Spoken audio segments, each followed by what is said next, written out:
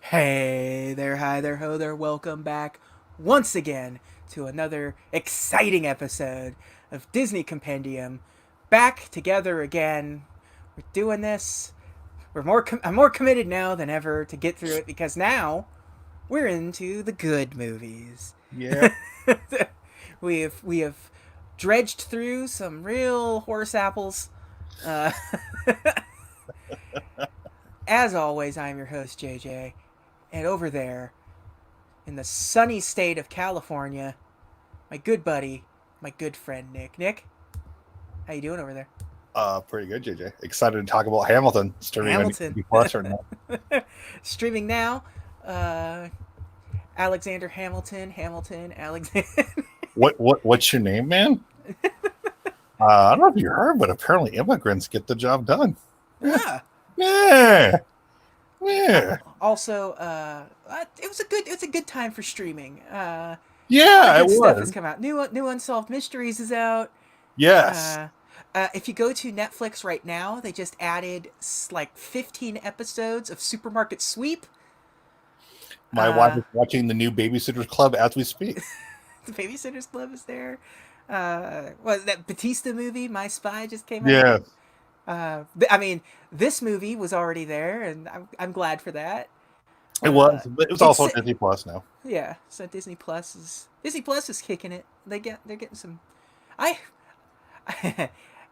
with Hamilton being on there, and then I saw Newsies was on there, and I'm like, oh man, musicals are better make a comeback. Uh, Disney Well, musicals need to make a comeback for sure.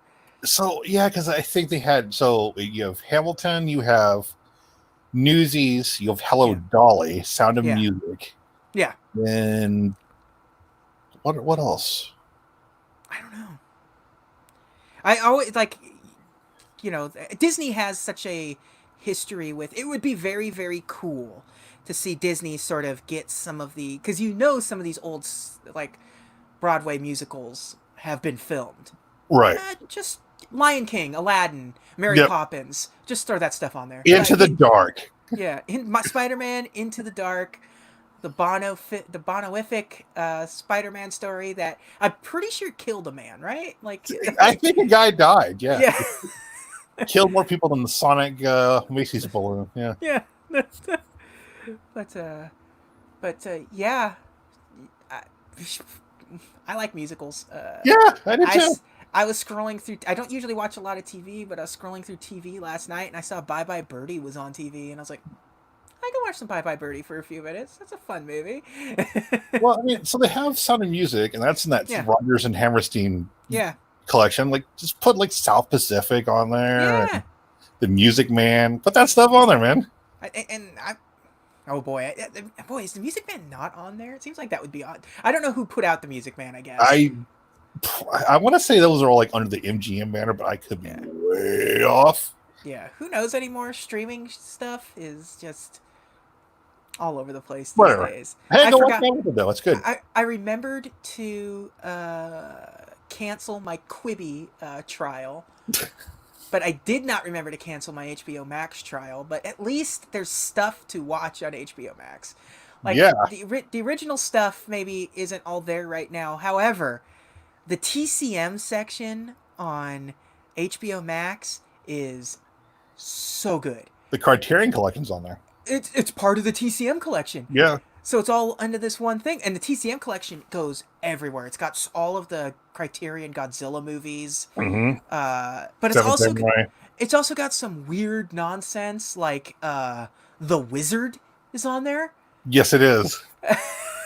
and like that kind of bonkers stuff. But that is like between that and Ghibli movies, that's it's just missing the app aspect of it. Like it's hard to watch it unless you're on a game system or Like a like Roku Apple or TV. something. Yeah, Yeah. it's not on Roku.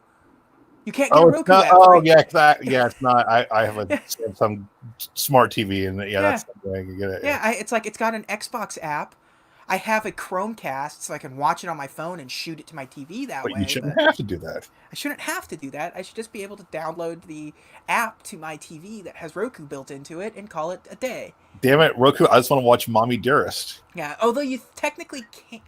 Well, I don't know because you can sign up to it through Hulu, but I don't know if you have the full access to the library if you do it through Hulu or whatever. So I don't know how that I don't works. know. It's just like here's what you do: you take yourself a PC, hook it up to your television. Yeah, yeah.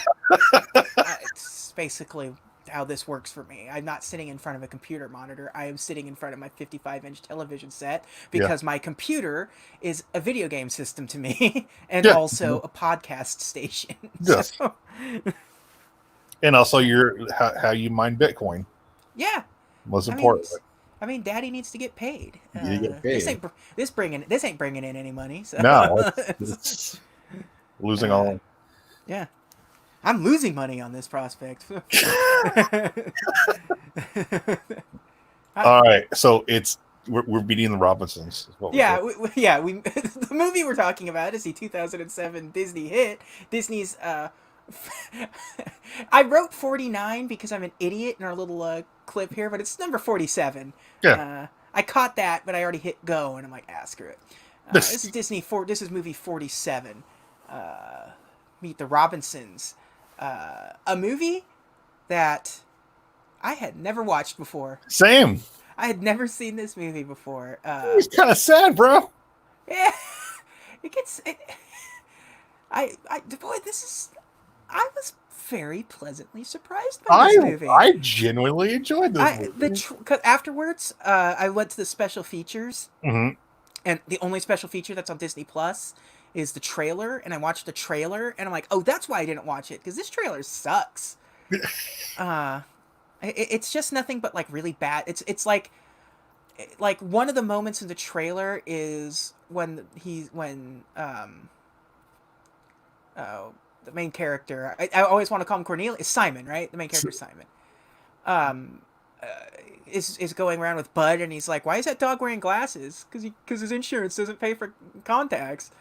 That's in the trailer, and I'm like, you make the movie seem like it's going to be that really bad, like hokey comedy, and that's not what Yeah. this movie is at all. No. It's not even that funny of a movie.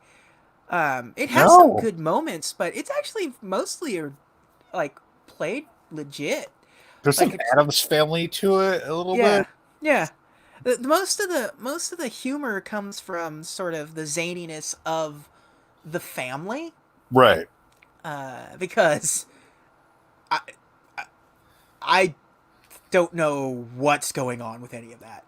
It's like somebody had some sort of like peyote fever dream. He explains it.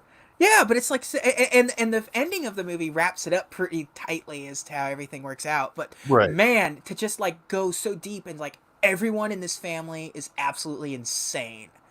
I do like the fact that he wants his future Lewis. Yes, He Lewis. wants his future wife to be his new mom. Yeah, Which like I said, which is like reverse Back to the Future. yeah, this is like Baby's Back to the Future. Yeah. It gets the time travel in this is super. By the way, this is a time travel movie. Yeah. Unclear if you see any trailer for this. There is no hint of this being a time travel movie No. until and when you first are introduced to Wilbur, the secondary protagonist of this movie, you think he's just full of it. Like, you think it's just some kid having fun. He's like, Right. but like, oh no, he's definitely lying about the whole like, Time Cop. Jean-Claude Van Damme's Time Cop. Yeah, Time Cop. But What's in the kitchen? Well, yeah, but no, he actually is a time traveler, huh? Oh, that's weird. yeah. It's cool. I love the villain of this movie. Yeah. The villain's great in this movie. It's Snidely Whiplash. It is. But they have like purpose behind him at least. I like how they came up with the. The we'll just start from the beginning at this one. The kid's Well, an orphan, so yeah. out the He gate, out the looks gate. like the kid from Mutant Muds, Yes, he does. and Wolverine looks like Astro Boy. Yes, yes, he does. I didn't really think of that, but he's definitely like He's got that ca- cowlick. yeah, Caucasian Astro Boy. Right. And that one kid from the one friend from Jimmy Neutron. Yes. Um, so, but yeah, so he's just like a 12-year-old living in an orphanage that's a brilliant scientist, kind of. He's got a lot of ideas for inventions, but they don't work. And he's also trying to get adopted, and he's always chasing away the parents because he's always testing out a new invention, is sort of the implication with this. Right. Although you only see the one. The The peanut, PBJ, the PBJ gun. where Uh, the guy's got a peanut allergy, and yeah, clever, very sad because it's just like at the same time he is an orphan trying to go home, and he's only like they can't appreciate that this kid is just being a kid. yeah, Uh, like remember in Disney movies we talked about it with Chicken Little too, where like adults are always buttholes in these movies. Uh, and like all of the parents, like it's like they can't forgive him for being a kid. it's like, oh well, we'll tell you know. Oh, well. Like how it's like you can't be pissed off at him language for not knowing that he had a peanut allergy. He was very excited about his invention. Yeah, uh, it's if you like that's just what weren't you're gonna get because it's kid. yeah, if you're just gonna be stammering idiots and not say no, he's got a peanut allergy, please don't, I'm sure he would have listened. Yeah, uh, but no, you're gonna just sit there and say, oh no, we don't eat peanut butter in our house. Like that doesn't say anything. at the beginning of the movie, the only adult who's not an idiot is Angela Bassett's character, Yeah, yeah, the I don't know lady who runs the orphanage. the lady who runs the orphanage. I don't know if there's a particular job title for that, but Orphanage lady. orphanage lady. Yeah, Yeah, well, uh, he gets left on the doorstep yeah, of yeah, an but orphanage. yeah, and just the typical orphan story for everyone but Batman. Yes, his, So, his mom she's holding him and she gets spooked by a noise. yeah, And it comes back later. yeah, yeah. It's it's fun to see time travel sort of work that way, where Yeah, it's something you've already done. So of course it would happen when you try to do it later on because yes, it's like, oh, you've already done it. It's already happened in this, like in the time travel rules of this. Unlike I like how they try to explain that stuff in like Endgame, but yeah. it's like they just make it more confusing. It's like no. If you go back to the past, that's your future, and your Yeah, current present is now your past. yeah. It's like what? What? Shut up, Ruffalo. Yeah. I thought you were supposed to be Smart Hulk. Yeah, you dumb asshole. Yeah. It's like you're more Joe Fixit than you are. Or should you be bouncing in Vegas, you Yeah. big moron? But yeah, so um, the sort of heart of the story at the beginning is he wants to at least know who his mother was and see his mother, Her face. her face. So he invents a machine. Just a sec. Sorry. He invents a machine that lets you reads your mind, so you can like project memories Right. into he invented the same thing that Jim Carrey's Riddler invented in Batman Forever. Um, so Frame. yeah, Only there's no giant blender on top. yeah, exactly. Um, It, so you're at the school science fair, which right. School science fairs always play into every like animated sitcom situation. So We should also point out his roommate too, because that plays a role. yeah, roommate. What was his name? Goob. Goob. Yeah. Goob, but like he's got a different name. It's got a full name, but nobody ever calls him by. Mike Gooberman or something like that. Yeah, it's a very like almost Jewish sounding name, but like Yes, not like Yagubi. goober great. Yeah. So Um, Lewis keeps this kid up awake. And yeah. At first I didn't understand. It's like, is this kid okay? Why does he look like this? And then oh, I dude, realized, why is he dying? What is going on? But it's then like, oh, he's never getting any sleep. Okay. because his roommate is an inventor. Yeah. Michael Yagubian. That's his Michael full name. Yagubian. Yeah. Yagubian! Um, yeah, he's kept him up all night trying to invent this mind reading thing. So he's at the science fair. The kid's volcano doesn't go off, which is, you're going through all the science fair stuff. He gets his thing set up, and you meet Wilbur here, who notices it right away, and starts chasing after him, and starts setting. It does the exposition dump of like, have you seen the man in the bowler hat? He's trying to get you, and I'm it's from the like future. I'm with the time police. Right. All time police are bees. All time police look like Bob's Big Boy. Yeah. So you have. So he sees the man with the bowler hat, but it's not. It's just somebody trying to carry their stuff, and makes all the frogs escape, which again plays into the movie later on. Yes. And but then you actually see the man in the bowler hat, and he's got a drone hat. The bowler hat's a drone, basically. Yeah. It's like an AI that that story goes places that I was not expecting. No, yeah. What? Yeah. He's built like the Burgermeister from.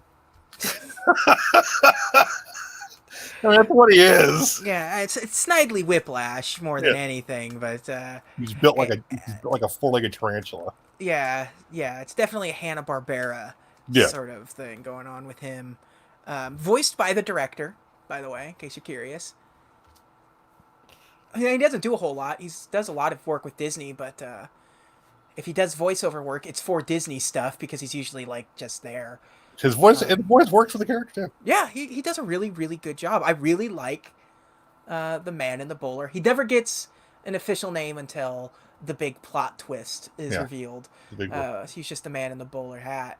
I was watching it. It's like, who is? I was trying to place his voice. Like, is that Zach Braff again? Yeah. I couldn't.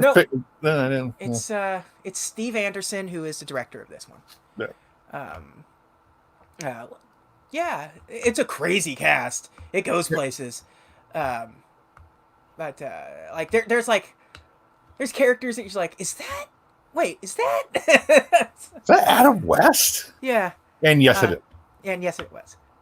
The robot is Harland Williams. Yes, it is. You got Laurie Metcalf is in this. What? The mom who I thought was Zoe Deschanel?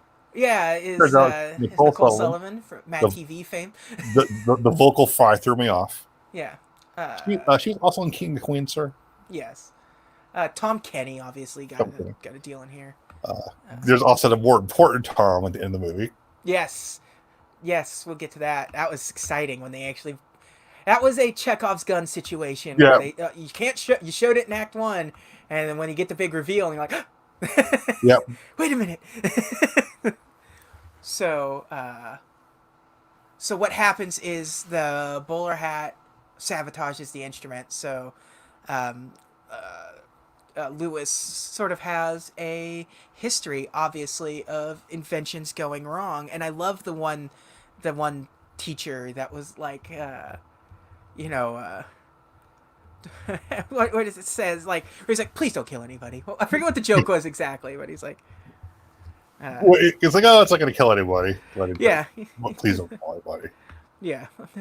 Yeah, he does a lot of stuff like that. Like, so the invention obviously gets sabotaged, so it causes chaos, which lets me. There's a lady who's a judge there. Yes, the judge lady who is overly enthusiastic about science. About science. And she is hopped up on coffee. Yeah. Caffeine patches. She is super outgoing. Yeah. Um, who is the voice of that? That is, I don't know. I forget now.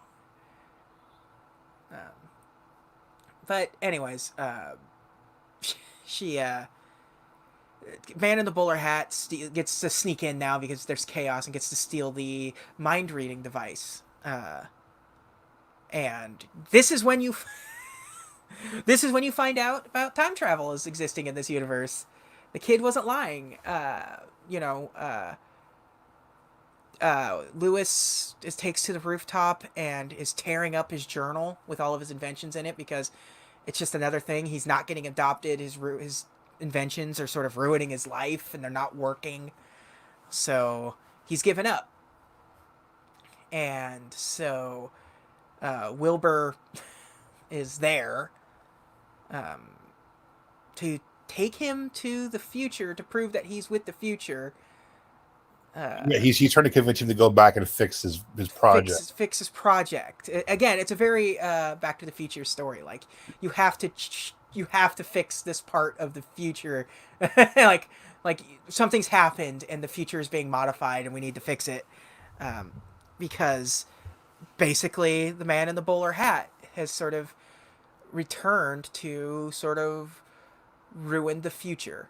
Like he's got a vendetta against you or something. Yeah, he's got a vendetta, and it's unclear why he was out to get you in particular. We know now why he was out to get him, but at the time, that was a good twist. I really wasn't expecting it too much. When he first showed up and talked to that's when you figured it out. Okay, yeah, he is. Yeah. So that's when you figured it out right then and there, because So, I guess we could just get to that part. So, later on in the movie, Goob basically you don't see it, but he comes back in the orphanage. The orphanage director, Yeah. the orphanage lady is seeing him, and then he's sort of explaining how he missed the winning catch kind of thing, and then he got beat up because he spoiled the game for everyone. Because he fell asleep in the outfield. Because he fell asleep in the outfield, and so because he's been kept up all night, so he's got a black eye now, and the man with the bowler hat is like talking to him, like he's trying to find Lewis, and then eventually, like he peeks his head back in, and he's like, "Did you lose the big game?" Like he starts having like a pep talk with him, but the pep talk is like the reverse Yoda pep talk. Like, no, let the hate go. Yeah, let the hate flow through you. He gave him the Palpatine talk. Yeah, let it fester inside of you. Yeah, Darth Plagueis story. And that's when you're like, oh, okay. Yeah, that's when you realize, like, oh, they have the same pasty complexion, so he is the adult version of Goob. So the bad guy, and that hence his vendetta.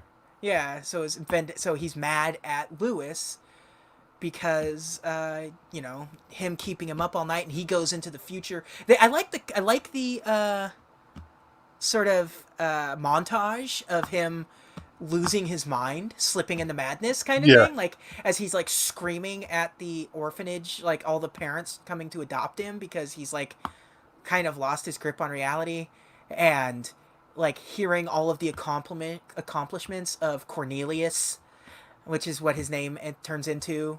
Lewis's name becomes Cornelius, and and so the orphanage closed and everyone leaves, but he stays behind. So he's just sort of like aging and turning more and more like crazy until he decides that this is all Lewis's fault and not his. Like, he I like how the orphanage closes and like, I can't want to stay. I will let him stay. Yeah. And so when he takes his long flowing trench coat off and he's still wearing the gross child's baseball uniform underneath, that was unsettling. Yes, that was. But good reveal. There is a moment where, so we're gonna back up a little bit when Lewis gets to the future. 2030 something or other, 2037 or some nonsense. Very utopian. Very utopian. Everything's, although utopian stories always ignore the fact that utopian isn't positive. Yeah. But in this universe, it is. It's very Futurama esque. It's Right. got the weird like bubbles that can take you from one place to another. Everything's Instant clean. buildings, everything's clean, and it's all like if like energy efficient skyscrapers and nonsense like that. And you basically figure out like you kind of figure out really early. I feel like because you never see Wilbur's dad.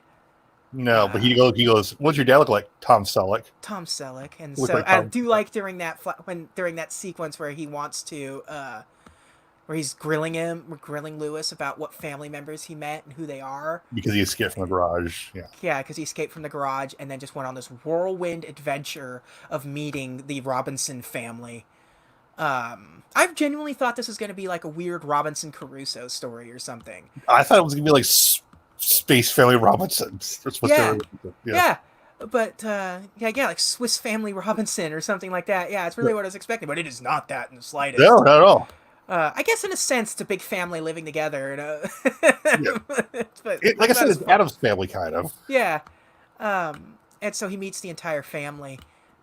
You know, you meet the mom of the group who's teaching frogs how to sing. Huh? That seems weird. And that's just a thing that's okay. That's just okay. Boy, frogs. This is the second time we've seen frogs in the movie, Yeah. huh? Yeah. So you figure out right away that it's the girl whose frogs it was immediately. But at the beginning of the movie with the science fair situation. But yeah, he meets everyone, but he doesn't meet the dad. So when he's like giving the explanation, like it's like, what's your dad look like? Tom Selleck. The show picture of Tom They Selleck. say so. A picture of Tom Selleck. It's like there's just a picture of Tom Selleck in this movie. Yeah. Just all right, cool. But I do like how he's like, you get to put the baseball hat on because your hair will be a dead giveaway. Yeah, But like, but also wouldn't the mom be like, hey, you look like my you look like the boy I dated in Elton middle school, or yes, whatever. the Like person we I've don't been know with when they started. all my life. Yeah, yeah. Like that's always the funny thing about like going to the future, Yeah. because like yeah, she would like there'd be pictures of you as a young couple somewhere. There Yeah. is a picture of he looks exactly the same too. Like Yeah. when you finally meet adult uh, Cornelius Lewis, uh, they look identical. It just looks like a big version of Lewis. So Spoiler: Wilbur is his son, yeah, he's and went back to who's get his dad.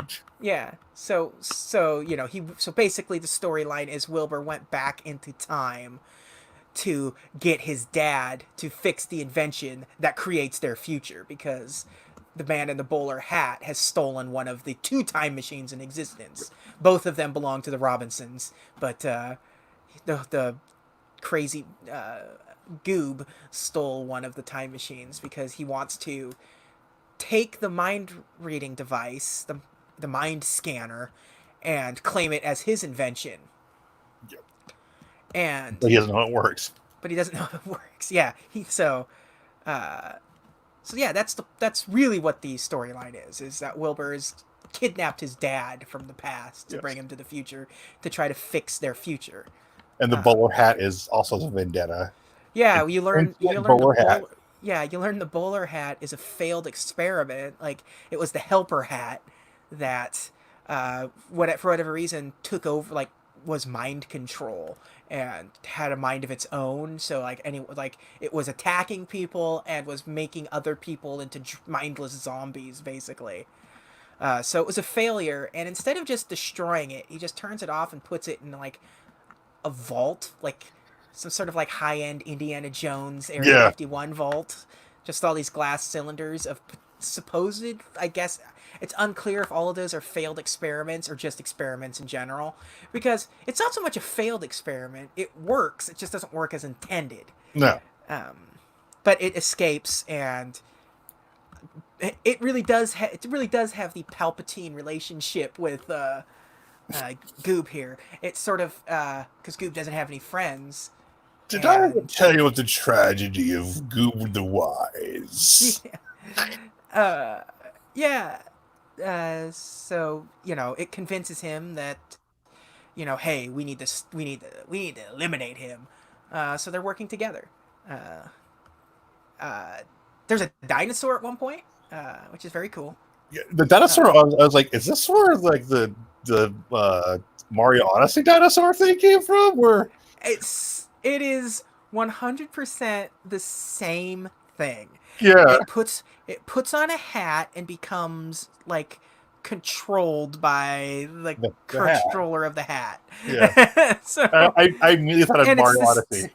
and it's kind of the same colorway as the Mario Odyssey Yeah, dinosaur too. the only thing he was missing was the mustache. Yeah, which would have been funny because the main character, the main villain, Goob has the bowler hat man has a mustache. It He has, would have worked. he has the vaudevillian mustache. Yeah, like I said, the Snidely Whiplash. Like, Yeah, yeah.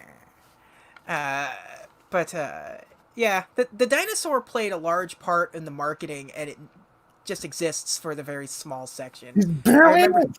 he's barely in it and is thwarted almost immediately. It's thwarted by a meatball, because there is a food fight scene at one point. I do like during that scene where it turns into like a samurai movie for a second, like Yeah, Ninja Gaiden, where it like zooms in and does like the face profiles and yeah, everything, and the color palette kind of turns like uh, muted and yeah. stuff. Like it that this movie has a lot of style to it. Yeah.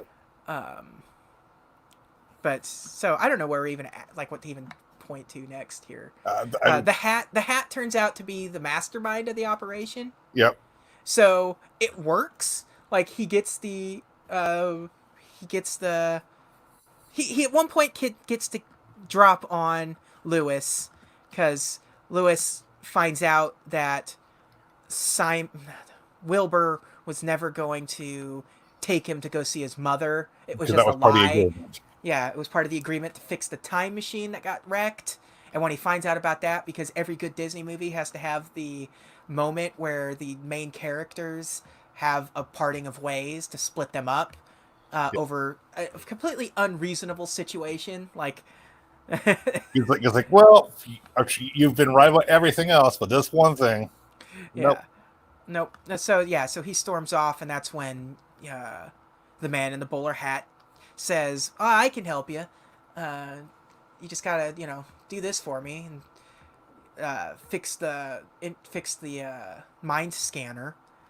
And he does. He gets tied up, and that's when he gets the exposition dump of who he is, both who that the man in the bowler hat's Goob, and that he is Wilbur's dad, basically. And And then we get that weird bowler hat feature. yeah, and so after all that's said and done, he does make his escape to the past, and you see uh, uh, Lewis is watching it on the device. Everyone starts disappearing basically, and then he's watching the weird future unfurl in front of him, where the hat is Overlord? Overlord. It had him being famous for creating the mind scanning device, and then he also invented the hat, the helper hat, and then they just keep making more and more of the hats, and the hat takes over the planet. Like there's And then, yeah, everything's yeah, shaped like the hat too. everything's shaped like every building turns into the Brown Derby after Yeah, this basically, yeah. into this future, and it's like it's the typical dystopia future of like there's too much smog because who knows? I don't know what the hat is doing. It looks like the aftermath of the Lorax. Yeah, That's what it but looks like, but like, why is the hat? Why does the hat need like coal burning factories? I don't know what the hat is doing. I don't know. Like, it's Stupid taken over. conservative hat.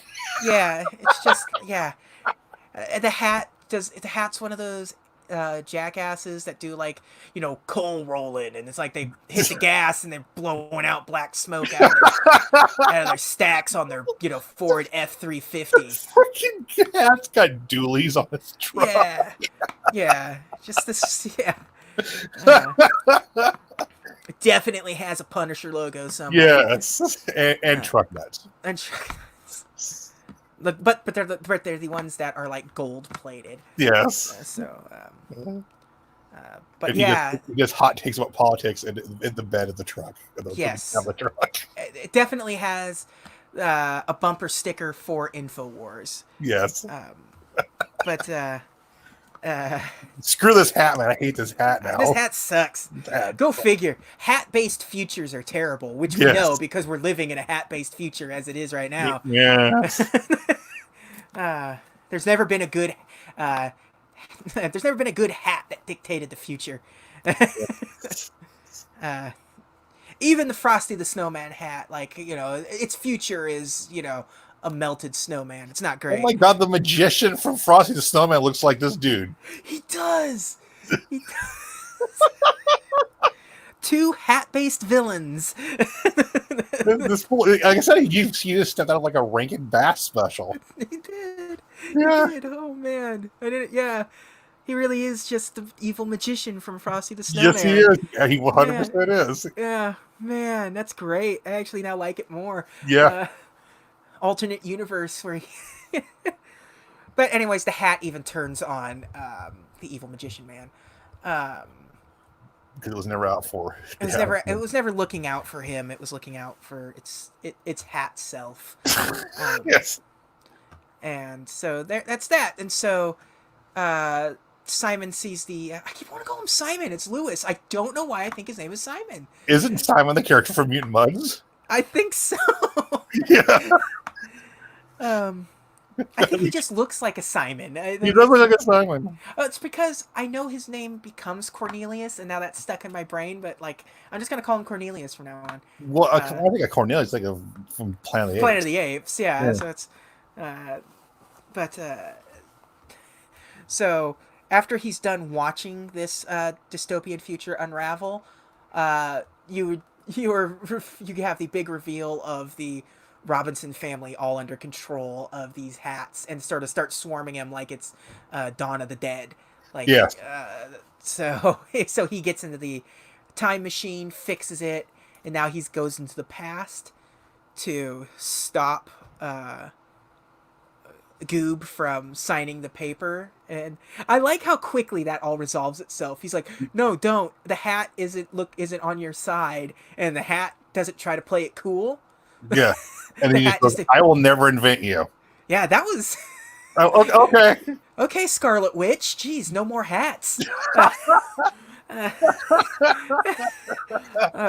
Yeah, I will never invent you, and the hat just starts disintegrating. It disappears. Yeah, it disappears, and I don't think time works that way. yeah. But I guess it does because he's saying it out loud, and so now he never will invent it. Like, Yeah. but why didn't he? I guess everyone else did. Like, Wilbur disappeared, Right. so that's how time works in this scenario. It's just instead of doing the slow fade away like in Back to the Future, it's just like, oh well, there you go. Yeah. Um, It pretty much gets Infinity Gauntlet dusted. Yeah. So, uh, it's funny, and then Goob is just like, all right, gets in the time machine, goes back to the future where you see the dystopian hat-based future, and him feeling awful about it, and now he's a good guy. Yeah. He's like, oh, sorry about that. Yeah, and then everything starts to turn back to normal because he uninvented the hat by thinking it, and there we go. That's like the everything's back to normal. You finally meet Cornelius as an adult, voiced by Tom Selleck. Tom Selleck. It's Lewis. They paid It's off. Lewis. They paid off the Tom Selleck joke from earlier. It was fantastic. Yeah, he just does the voice of himself, and it's like, Yeah. oh, well, that's why, because it's just him. Yeah. But you kind of knew. Yeah. It was like, oh, okay. So that was great, and it shows, it just wraps everything up after the end there. He then starts piecing together. He gets back to the science fair. Well, first first Wilbur makes good on everything. He wakes up Goob. Well, no. First Wilbur tries to make good, and they go to the past to see his mother. Yeah. But Cornelius Simon, that's Mutant Mud. Mutant Muds decides against it, which is good because if he saw the face of his mother, he has no reason to invent the mind device, really. Right.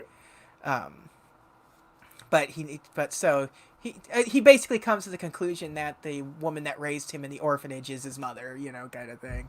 Yeah. And so this is where you get the time machine. The mother getting spooked by the sound was them going to this past It, and spooking her off. spooking. Yeah. Yeah. And He so knocks on then, the door yeah, himself. He's the one who yeah, knocked over the door. yeah.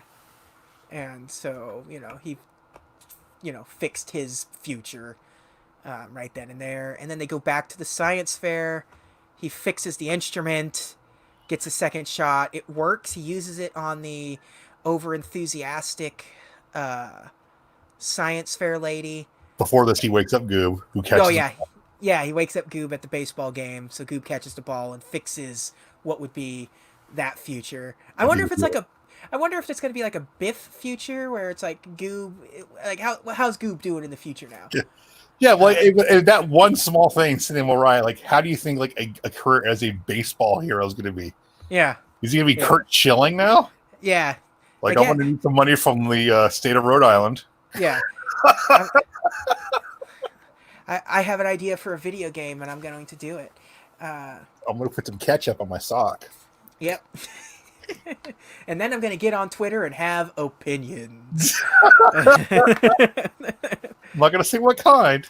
Yeah, but they're definitely opinions. They're bad. Yes, spoilers. Don't follow Kurt Schilling. Don't do that. I don't even know if he can. I feel like Kurt Schilling is like he's 3 days away from like going to Parlor or something. Like, Yeah. Yeah, so he ends up saving the day for Goob there. So he he used the instead of using it on himself to see his mom, he puts it on the science fair lady, who's she's on coke. They could say coffee all they want, but Yeah. boy, that is. Where she decides she wants to see her wedding day, and where you find out that she is married to the crazy Grandpa. the crazy grandpa that you met. That's his clothes are always backward, and he has a smiley face clearly tattooed on the back of his head because he has that same smiley face in the wedding, and he has it throughout the future segment. So it's a tattoo. That's not like somebody drew on his head. It's a tattoo. And these are the people who adopt him. Yeah, and they're the ones that adopt him, and then you see Franny, that's going to be his future wife. She's teaching the frogs how to sing, and because that's what she was doing in the future. And she's immediately smitten with him. Yeah, because before he went back, she said, "Remember, I'm always right," and then his future self says, "That's right, she's always right." And so when she's like, "Do you think I'm weird? You think I'm weird, don't you?" And she's angry, and he's like, "No, I think you're right." And she's immediately smitten because he's that seems like a shady way of protecting the future, like telling him exactly what to say to your past future wife. Yeah, Manipulating the system. Yeah. And so basically you learn like everyone there is sort of like in some way somebody you met in the future. except for Fire Ant Girl. Yeah, except for Fire Ant Girl. You never see her again. Who just Wednesday out. Yeah. Yeah. Was the Vesuvius kid supposed to be... Okay. The weird uncle that is a baby. Who gets upset when he doesn't have PB&J on his toast. And he's like a grown man that is... It's as if they wanted... well, we can't have an autistic kid. Disney won't ever let us have that. Well, he's married too. Yeah, and he's married, but he's sucking his thumb and he's throwing a tantrum because he needs PB&J. Yeah. So this is fast backwards rewind a little bit, where you the food fight scene we were talking about earlier. And so he gets like the peanut butter and jelly gun from earlier, but like the modern version of it, and it still explodes, but everyone's stoked about it because hey, it's a failure. Failure's important. Always keep moving forward. Like if it's a success, you don't have anything to learn from. Right. So keep moving forward, and keep moving forward becomes the major theme throughout the Yes, rest of the movie. I did like the keep moving forward thing in the movie. We're like, It was very oh, nice. Yeah. yeah, Um. So. So yeah, I don't know what that character was, but that was kind of like obese problematic. Ed It was Grimley. weird. Yeah. But anyways, everything's good. He gets the he gets the name Cornelius at the end of the movie from Bud. Uh, The old the grandpa. crazy the old grandpa that's crazy as hell. And then you end the movie with a quote from Walt Disney that has it's a long quote, but sort of explaining how, um, you know, don't dwell on failure. We keep moving forward and keep doing all of everything, and then when it fades the whole quote away, it keeps the keep moving forward part of the quote on screen just a little longer, and then you get the post credits stuff. Yeah, it's a sweet movie. Yeah, I genuinely I liked it. I genuinely mean, enjoyed the you movie. know, minus points for having a Rob Thomas song in it, but Yeah, that wasn't 3 a.m. yeah. Let's see. Let's see who has anybody done anything significant since um filmography. So the kid that plays Cornelius, uh, he was or not? Yeah, Lewis. Hell, do you know what his other significant role is? I don't. He was Mike TV in Charlie and the Chocolate Factory. Oh, Uh, yeah, okay, that's cool. I didn't know that. So he hasn't done a whole lot. He did something. He did. He's only of he's done 1, 2, 3, 4, 5, 6, 7 things, and 3 of them have Wikipedia articles. So, you know, Lori not Metcalf was a science lady. yeah. Who Yeah, was? What? Lori Metcalf, right? Yes, Laurie Metcalf was Lucille Crunklehorn. So Lori Metcalf is, obviously Yeah, Aunt Jackie from Roseanne, Roseanne. Yeah, or I think she's on the show about what's his face from Big Bang. yeah, yes. She was Sheldon's mom in Yeah, Big Bang. And Angela Bassett, obviously. yeah, Angela Bassett is the funeral home or orphanage. She's yeah, Yeah, you got Adam West. college mom. Yeah, you got Adam West as like this weird superhero uncle Yeah. throughout in the movie. Uh, you got, like we said, the director is Bowler Hat Guy. Mhm. Harland Williams is Carl the robot, which we talked nothing about because it's not like the robot in like Atlantis. It's just sort of, it's not even really. It's the closest they have to sort of comic relief. Yeah. I would say Bowler Hat Guy is genuinely more funny as a character just because the way he's animated and sort of his sort of tendencies throughout the movie is actually pretty funny. Like it's a very good like slapsticky character. Who's the So, voice of Sinatra Frog? what was it? Frankie? Yeah. The singing voice of Frankie is Jamie Cullum, an English jazz pop singer. The actual voice is somebody named Orion Redson, which is definitely not doesn't have a Wikipedia entry. Can we talk about how the frogs are the mafia? They're the mafia. They kill a Well, tinier version of the hat. They lock it into a trunk. yeah. The Frankie the Frog snaps his fingers, and his 2 suited frog goons slam the trunk on him, and then Bowler Hat Guy says, fishes now. "Swimming with the fishes now." So, I was yeah, like, what? yeah. So there's that. Tom Kenny was Mr. Willerstein. SpongeBob. SpongeBob. Let's see. Nathan Greeno is Lefty, the octopus butler that you never Lurch of this Addams Right. family. But there's a lot of because he is a like Disney puts a lot of like this person was the creative advisor for Big Hero 6 and story artist for Frozen and all that stuff. So yeah, that's the movie. That's the cast. It's great. It's genuinely great. I like think it. this movie is a very good movie. I think it's it is a surprise. Yeah.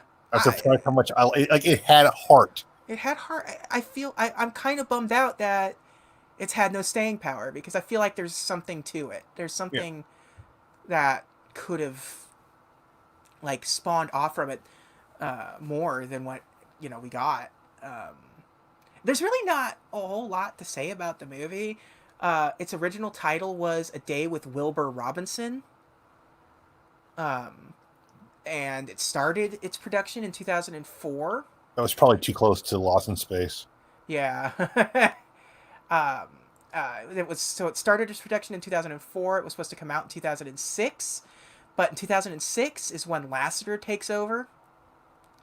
And as we've talked about in the past, Lasseter, when he took over, sort of really took control of a lot of projects. Basically put the Disney Toon Studios out of business, doing all those bad sequels and mediocre sequels and like weird, like non-mainline Disney animated films that were coming up in theaters and stuff. And when he saw it, he said it needed more. The villain wasn't scary enough or threatening enough, which is funny because the villain really doesn't become any more threatening after a rewrite. Nah. I can't imagine how less threatening the villain was than what was already there. It took them 10 months and 60% of the film was scrapped. And in that one, the dinosaur was supposed to be the sidekick, I think. Or was given a sidekick, and a dinosaur chase was added, and the ending was changed, it says. So he got a new sidekick, which I'm assuming eventually became the Hat. They added a dinosaur chase. I like how they just throw that in there, like, why? It's not like it's 1993. It's not even 2000. It's not even like, when you put out Dinosaur. Like, it's just, Yeah. no. It's as if John Lasseter said, there needs to be a dinosaur in this movie. Like that story with, Kevin Smith when he's talking about Tim Burton and the spider. Yeah, not or the John whatever. Yeah. The producer who said there needs to be a giant spider in Superman. Yeah. Death and Return of Superman movie, but And then what happened? We did Wild Wild West. Yeah, and then Giant spider. Then in Wild Wild West there's a giant spider. He finally got his giant spider. So yeah, there's not much backstory to this movie. It seems like it was pretty smooth. Like, oh well, we got to start over, and then we got this, and I think this is a rare example where a movie got started over from almost scratch and came out okay. Is the other stuff like already like animated? Did he cut out of it, or I don't? It's unclear. It sounds like it never got that far, maybe, like because it's still. I guess if it started its production in 2004 and they changed it in 2006, there must be footage out there of the pre-version. If you watch the trailer, some of the voices and stuff are different, and I wonder if some of that footage is the original cut. Like, right? But yeah. Oh man, that's funny. Okay, so when this movie came out, when did we? Wait, I was gonna say, when did we say it came out? We didn't say when it came out. It came out in 2007. It came out in March of 2007. 90 some odd minutes. It feels longer than that, but not in a negative way. Over 600 Real D cinema 3D equipped theaters had the movie, and the 3D version had a Chip and Dale short that played before it, and it was a 3D version. It was a 3D short that came out in 1953, working for peanuts. Oh, yeah. Okay. So, I thought that was interesting. It was in 3D back in the day, and they just decided, well, we already did a 3D, so let's throw that before Meet the Robinsons, and because we're already putting this one out in 3D. So that's when the 3D craze kicked back up again. Oh, this one, the 3D craze was in full swing. Came out on video. Again. Yeah. Came out on home video in 2007, end of 2007. It's funny. It's got the DVD's audio commentary contains Anderson's narration occasionally interrupted by himself as bowler hat guy. I kind of want. I might track down this one. Yeah. On video. I actually like this one. I might get the 3D Blu-ray version of it. So, apparently, as of January 2008, the DVD has sold 4 million copies. So it's been Netflix. It's been Netflix for a while. Yeah. This is one of those like when Disney first started doing VHS tapes, they chose some of the underperforming ones to put out on VHS first because we're not gonna damage the name of Fantasia or Snow White and the Seven Dwarfs by putting it out and having it like, you know, either be drugged through the mud because of how poor of a decision this digital frontier is, or lose a bunch of money for re-releases. And I feel like it was a similar thing with Netflix. Like they can keep Meet the Robinsons. Yeah, we're not gonna fight them on it. We're not gonna give you Snow White or anything, but you can definitely have. It's Yeah, like how they it's like how Fantasia 2000 was on Netflix, yeah, but for yeah. the You get Meet the Robinsons, Fantasia 2000, and Bolt. Bolt. Yeah. So, let's see. Rotten Tomatoes has it at a 67% amongst 141 critics, with an average rating of 6.3. The site's consensus says that Meet the Robinsons is a visually impressive children's animated film marked by a story of considerable depth. Yeah. Yeah. Metacritic has it at 61 out of 100 on 27 critical reviews. There's mostly positive reviews. And I think that's fair. I don't a 7. I feel like a 7 is fair Yeah, for yeah, this. I do too. It's exponentially better than everything we've watched recently. It was surprisingly good, is what I would say. Yeah. It's like Chicken Little was terrible. Chicken Little was terrible. Home on the Range was terrible. It was garbage. It was like just the worst. And this one, basically this starts like from here on out everything's good. Yeah. Like there's nothing that's bad for the rest of everything here. Even Bolt. Bolt is the next one, and that's a good movie. I remember Bolt. I like Bolt. Let's see. The film grossed $25 million on its opening weekend. But that did not make it the number one movie of the weekend. The number one movie of the weekend was Blades of Glory. Which is not a good movie, man. No, this movie's way better than Blades of Glory. This is like when Will Ferrell again, huh? Yeah. What was it, Will Ferrell and Napoleon Dynamite, right? Yeah. Yeah. John Heder. Yeah, John Heder. Made 169 million total worldwide, which is not great. I don't know what the budget was, but I can't imagine it being much less than that. Yeah. Let's see. Crazy. I'm looking at the soundtrack, and boy, the soundtrack has some. The soundtrack is notable for one thing for me in particular, but we'll get to it in a minute. But we said it's got Rufus Wainwright on it, Rob Thomas, the All American Rejects, the Jonas Brothers, and Okay. it has They Might Be Giants doing a cover of There's a Great Big Beautiful Tomorrow. Really? And, Yeah. And I believe Danny Elfman's the composer. I believe so too. Yeah. We did not mention this when he's introduced to the future in the movie. They fly over to Dayland. Yes, which I did. which is just Tomorrowland, but modern, and so it has the rocket ships and Space Mountain in it and everything. Yep. Which was very cool, and that's probably where why There's a Great Big Beautiful Tomorrow is on the soundtrack to play into that. And now you want to find it. Yes. Oh, I've already heard that song because I didn't know it was from this. I just heard that because I'm a fan of They Might Be Giants, so I've heard that song before, and I was like, man, I'm glad they did this, and I didn't know it was from this movie. All right, Nick. Yes. We're ready for our fun game that we always do. It's Legacy. Nick, was there a video game? Probably a Game Boy Advance or a DS game. There was definitely a video game. It was on everything. Okay. There was PlayStation 2, Xbox 360, the Wii, the GameCube, the DS, and PC. Okay, so this is when the Wii's out now. All right. Yeah. 2007. So, and a separate company did a Game Boy Advance version of it. So, I don't. Let's see if it did well. Let's see if anyone cared about it. Reception, Metacritic.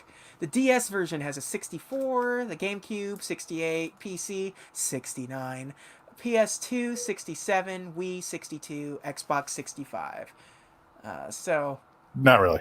that did fine. It's 60s is perfectly acceptable for a children's licensed video game in the 2000s of any in the Wii era, Yeah. particularly in the Wii era. Where the shovelware era. Yeah, the GBA one seems to have the lowest score. Like GameSpot gave the GBA version 4.3 out of 10. Yeah, that was into the GBA life cycle too. Yeah, the DS is already out. So, Yeah. XPlay gave it 3 out of 5 stars. Remember XPlay? Sure do. Adam Sessler and Morgan Webb. Then it became Attack of the Show, which eh. No, I think Attack of the Show was the. Was it separate?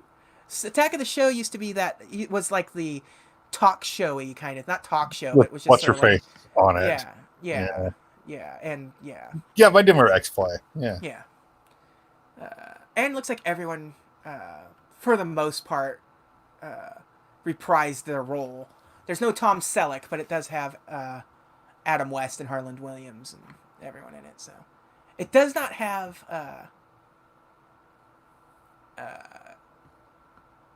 the hat guy in it. So I have no idea what the bowler hat guy in it. So I have no idea what the plot of this game is. Storyline. Lewis returns to the past to prepare for his new life. Wilbur arrives back home only to find his house has been invaded by several hundred mini Doris hats. Okay.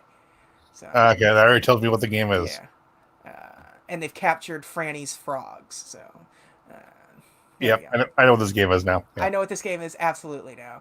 Gameplay 40 missions, 6 locations. The player has to build different. There's secret blueprints to build cheat codes. There's a breakout like game called Charge Ball. So it's like it's one of those mess of a games. Woo. You hear my kid screaming? Yes. No. Not happy. No. Oh, he has to go take a bath. That's what. So an adequate reason for a kid to scream. Yes. Nick, was there a sequel? No, there was not. There was not a sequel, but there was going to be a sequel at one point. Disney Toon Studios, which you've talked about before, especially just in this episode, was working on a sequel titled Meet the Robinsons 2, First Date. Oh, okay. Well, That's a good idea, but I get it. John Lasseter took over and killed all of the sequels, including there was a sequel for Chicken Little and the Aristocats in production at the time, and refocused on spin-offs and original productions. So, good for you, Lasseter. yeah, well, Good for you in that sense. yeah. As a whole. Yeah, not good for you as a whole, but although I do realize that right now my personal aesthetic is very John Lasseter. Yes. And that's not. I'm dressed like I've got a Disney Hawaiian themed Hawaiian shirt on.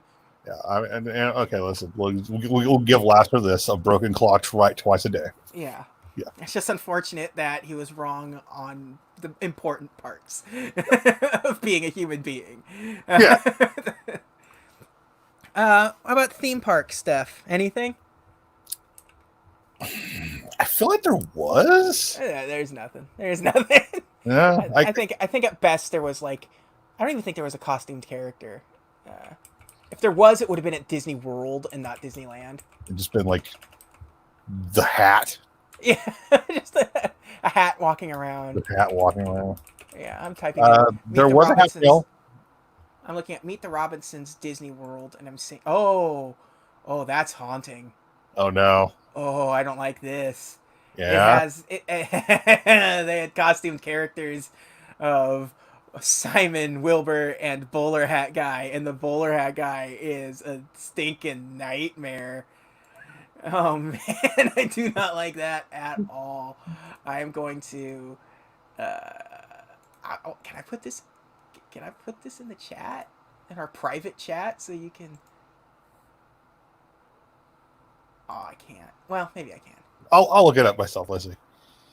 I can always or I can share screen. Okay. Just want this application share. Oh no! Yeah, Oh not. no! Uh-uh. Oh Yeah, don't like. god! Yeah, don't like that. What in the Yeah, whoops. fresh hell? Here. I'm gonna. I just wanna. I just wanna. Oh, I wish I could just. Yeah, no, don't like it. Do not like that. Oh Uh, man, we're gonna stop that. Yeah, not a good look. that's Uh, he looks like so they I. look they look like the Burger King Kids Club kids, but like in Yeah, costume form. but they also, but and to the point, but also they made a bowler hat guy look like the king, the creepy king that nobody really. Yeah, Oh man. So no, that's what was at theme parks. Don't like that. Glad that's I not there anymore. don't care for that. So I never, yeah, I never saw any of that. Like I said, usually Disney World I think you should seek is it out next sort time of you the, go. It's probably yeah, golf. not. No, we burn those costumes. All right, top movies of 2007. What do Oh you what? There think? was Half Meal. What do you think the number? Whoa, oh yeah, was there a Happy Meal? That's a There good point. was. Uh, there I was, actually wasn't there? I'm I looking it up. actually remember the Half Meal coming out because it's during the period where I was like, I don't want to feel like a big fatso, so I'll eat a Half Meal from McDonald's. Oh, why did I type Meet the Robinsons twice instead of Meet the Robinsons Happy Meal? And I don't know why. Happy Meal. Oh man, that's some. Those aren't great. No, they are not. No, Is they. that a Pez dispenser? Yeah, that sounds about right. Yeah. But Yeah. those Yeah. Half Meal toys are like, oh, you're at a church rummage sale near you in Ziploc bag. Yeah. Meet Robinson's Half Meal. Yep. Yeah. Boy. Okay. There were toys. I remember toys too, but I there's toys for probably, every Disney movie. I think I remember seeing something in the Disney store. I don't recall exactly what, but there was something there. All right. So the movies of 2007. I will let you know that one, two, three of them are Disney movies. Okay, Uh, one of them was Ratatouille, right? and one of them is definitely Ratatouille. Number one. What do you think number one is? 2007. Transport your mind. Use the mind scanner and try to bring forth your 2007 in your mind.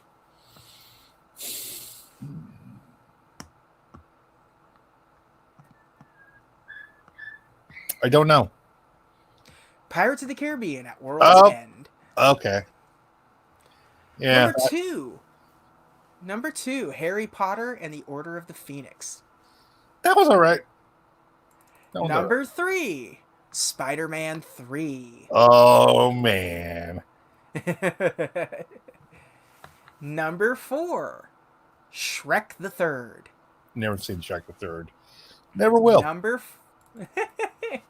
Number five, Transformers. Yeah, It's fine. I think. The When did first one's Transformers? fine. I think. Did I see that? When did Transformers come out? I for sure saw it in theaters. June 12th. I know I did. June 12th, because I remember seeing. Oh, July 3rd, 2007. Because I'm 100% certain I saw Transformers on 4th of July. Because I went straight from Transformers to a barbecue at my uncle's house. That's not bad.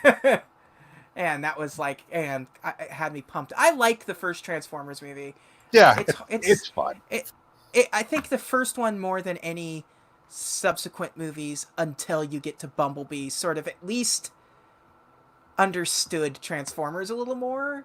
Yeah, It wasn't trying to do anything weird. It was just doing the best they can with a franchise that is toys design, and the cartoon and comics exist to sell these toys. Like, you can only do so much. I don't like the aesthetic still, a little but too much Megan Fox in that movie. yeah. And we know why. Yeah, But yeah. yeah. Number six, Ratatouille. I like Ratatouille a lot. That's part of the whole Another weird this hat thing too. another hat based Disney film. Uh, this was like the sort of the climax of the Disney Pixar issues. Yeah. Because this would be around because like Pixar was leaving Disney and they were having their fights and all that stuff, and Steve Jobs is like, I'm not gonna go back until like there's no business between us as long as Michael Eisner is there. Um, eventually things turned out okay, and Disney buys. When does Disney buy Pixar? I feel like it's just before this movie. Steve Jobs is okay for himself. Yeah, yeah, he did all right. Pixar.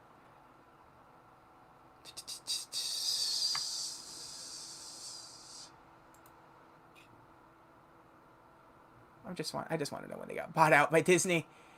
As a Disney subsidiary, January of 2006.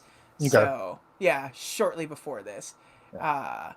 and I think that's when Ratatouille is like a forgotten Pixar movie. because it came out at that time. People, the talk about Pixar was about the whole Disney situation. Yeah. Eisner is out by 2005, which helps reconcile things. So they buy them in 2006. And, Iger helps set all that stuff up. Because also you're at the time of Cars. You're at the time of Disney threatening to just make Toy Story without Pixar and all that stuff. So it was not a good time for Pixar for the most part. Despite still, yeah, Ratatouille's fine. Yep. Number 7, I Am Legend. Yeah, there are better versions of that story. Yeah. Would you? I mean, like, you'd rather watch Omega Man than that. But I actually like the Vincent Price one. Yeah, Vincent Price one's great. Yep. Number 8, The Simpsons movie. I love the Simpsons movie. It's great. Number 9, National Treasure, Book of Secrets. That's a fine movie. Yeah. And number 10, 300. Hell yeah. I saw that in theaters for sure. Yeah. Let's see. I'm now just looking through the movies, see if there's anything worth really digging into. Fantastic Four came out 2007. Shit did. Yeah. Epic movie. That Chris Evans guy's never going to amount to anything. Never. Nobody likes him. Not a darn thing. I'm 1,000% certain we made the same joke. Yeah. Cinderella 3, A Twist in Time came out this year. Oh, good God. Hannibal Rising, that weird Silence of the Lambs. Yeah. Norbit came out. Oh, good Lord. Was it? I want to see if I was right about this before I say it out loud. Oh. Pumpkinhead Blood Feud came out this year. Didn't There Will Be Blood come out down somewhere? Something. I know of several huge movies. Because I think like Into the Wild came out or something. Yeah, I think Into the Wild, There Will Be Blood. I think No Country came out that year too. Yeah. Bridge to Terabithia, Ghost Rider. Yeah, I saw that theater. I saw that at the Dollar Theater that year. I like Ghost Rider. I do too. Cam Elliott in it. Yeah, it does. Yeah, it does. He's like, I got one last ride in me, and then he just rides with him and goes, "All right, I'm gonna go to heaven or hell now." Like, what? What was the point of that? Peter Fonda is in it as the devil. As the devil. That movie whips butt. You know my favorite thing about that movie? That sweet ass action figure that came out at Walmart. Yeah. with the motorcycle that like lit up and made sound. Yeah. Oh man, I don't care. That movie's way better than I'll ever get credit for. Yeah. Listen, I know I'm a Nicolas Cage apologist, but he does a great job. I like Ghost Rider. I also paid $1 to see it, so yeah. I mean, I've paid more than you to rent it on DVD. So yeah. The number 23, which you'll remember, is the Jim Carrey sees 23 and everything. Yep, movie. It's the Michael Jordan story. Yeah. He takes everything personally. Reno 911 Miami. Black Snake Moan.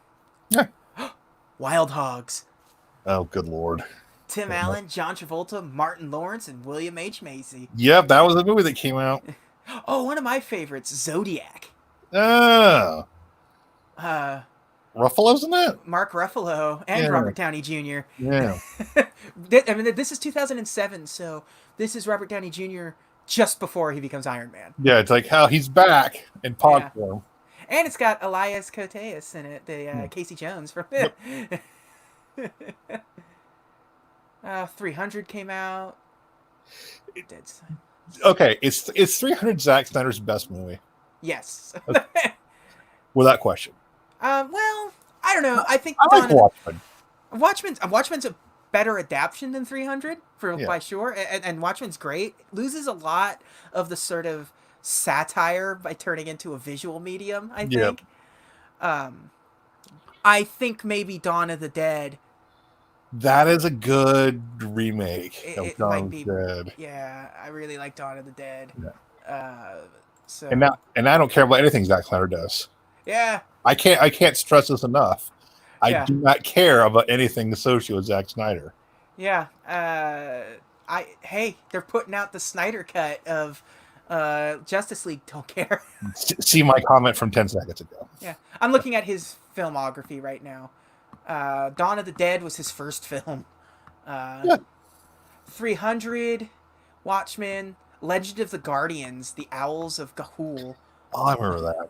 Sucker Punch, terrible. Ugh. Man of Steel, terrible. Batman vs Superman, Dawn of Justice, terrible. Oh no, he's doing an Army of the Dead. I don't know if I want modern Zack Snyder to handle Army of the Dead. I don't know if you ever saw Army of the Dead, but I have not. there's a 2008 movie called Army of the Dead, and it's something else. It's one of those like straight to video UK horror nonsense. Is that the one with like the undead Nazis? No, I think these ones are like undead,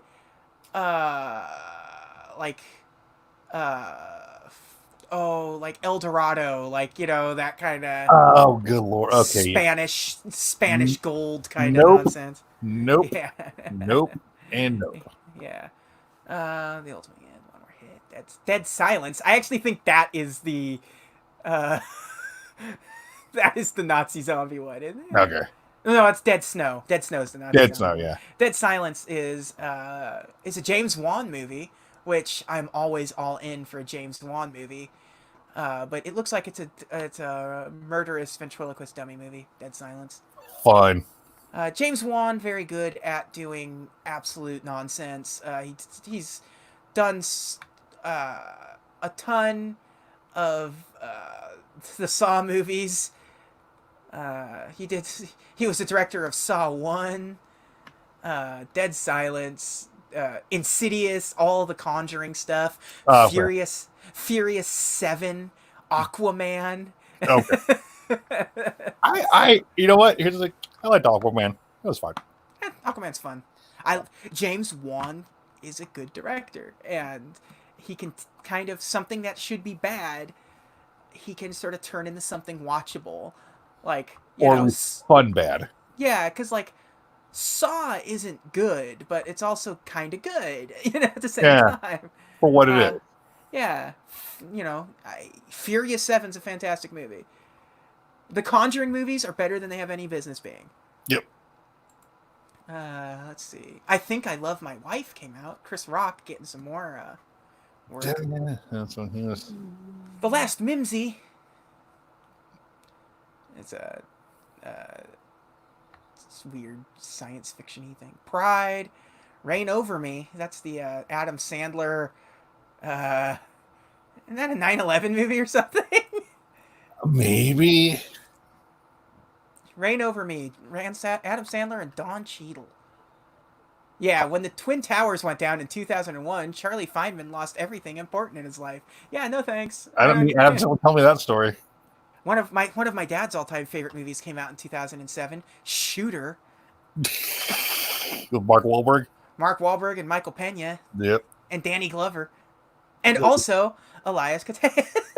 Casey Jones. You said you're down with anything with Mark Wahlberg in it, right? Yes. Oh, TMNT came out this year. I remember going to see that one in theaters, but it started late because the ambulance had to come to pick up a person that passed out and fainted on their way out of the previous showing of Teenage Mutant Ninja Turtles. Didn't that, wasn't there like a kind of a decent beat 'em up for the Wii for that? No, GBA. GBA. It is 100% just like Teenage Mutant Ninja Turtles, the arcade game 3. Yeah. Yeah, and it's got like experience tree and stuff to it too. It's good. It's genuinely great. Like, I like the TMNT movie. It's kind of, Yeah, I liked it too. yeah. I liked Uh, it too. and there are parts of it that sort of imply that it's Teenage Mutant Ninja Turtles 4, Yeah. which is kind of cool. So, and it has a cool Black Betty breakdown in it too at one point. Blades of Glory, we already talked about that. Meet the Robinsons, Jesus, that's Meet the Robinsons, Blades of Glory, and The Lookout came out the same day. The Lookout was a Joseph Gordon-Levitt movie. That this is like before he became. Yeah. Hey, I'm gonna go do Rise of Cobra. Yeah. Yeah. It was so funny, his acting in that movie, like as Cobra. Yeah, you Cobra Commander. Yeah. Oh man, Grindhouse came out in 2007. It's a half a good movie.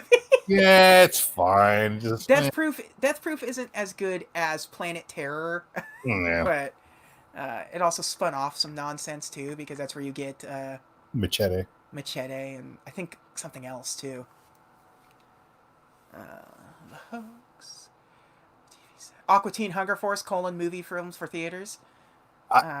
I remember them showing the movie in its entirety in like a little thumbnail. Yeah, it was like a 1x2 pixel running at like the bottom of the screen the whole time. But it was the whole movie. Yeah, hey, Disturbia, the Shia LaBeouf movie that's basically Rear Window, but with a guy with like a house arrest bracelet on his ankle. But not the Rihanna song. Yeah. Pathfinder. Redline, Slow Burn, Year of the Boy, not a whole lot. Hot Fuzz. Hell yeah, Hot Fuzz came out in 2007. That's the Cornetto trilogy. 110%. Vacancy. The Condemned.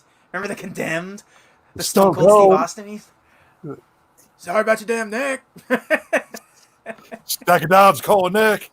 Yeah, that's the voicemail you left me when I was in the hospital for 3 days. Oh, goddamn, son! Sorry. Yes, I called JJ.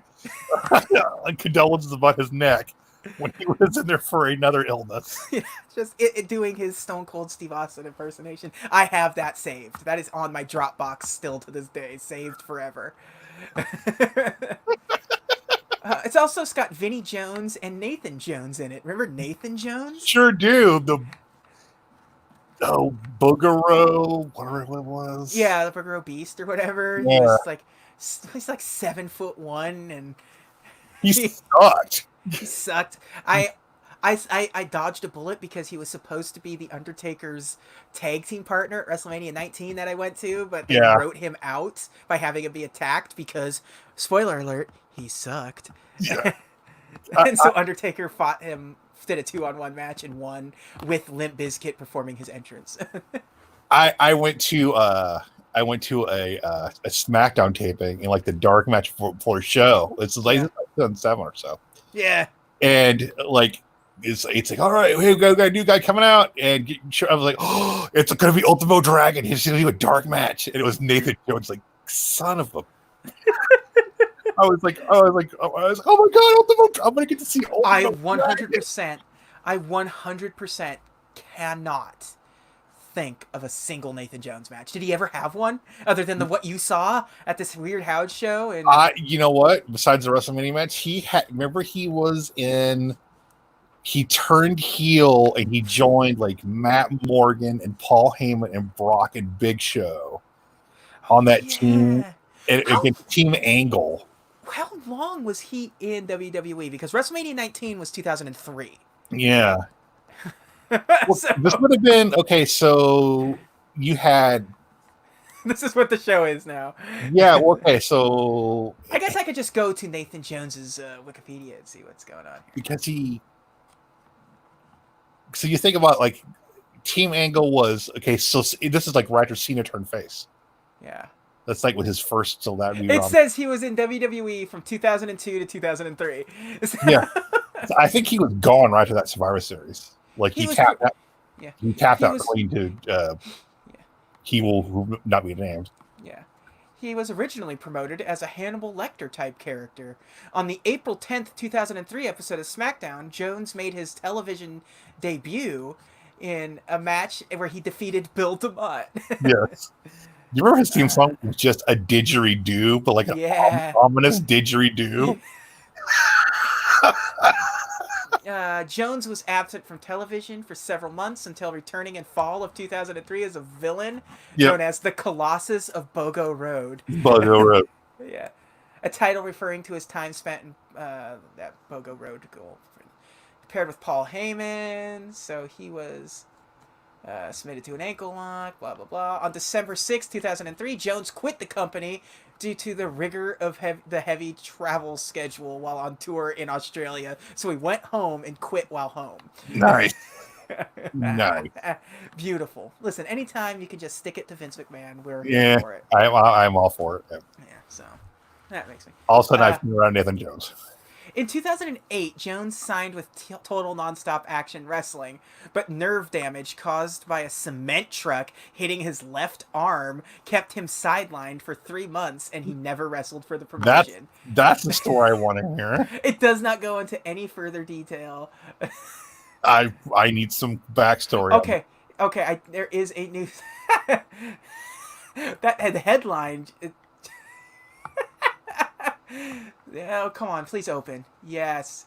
Giant actor / wrestler Nathan Jones hit by truck in Bangkok. Like, it still doesn't answer any question. No. Sideswiped by a cement truck while jogging in the pre-dawn hours in Bangkok. Whoa. That's a little more questions than answers. It does not explain what. Oh, okay. Let's see. Jones, former 2 years before returning to Australia. Nathan Jones was killed by Brad Pitt in the 2004 film Troy. Okay, I thought like, oh yeah, he was. He was one of the extras in Troy. Yeah. Whoa.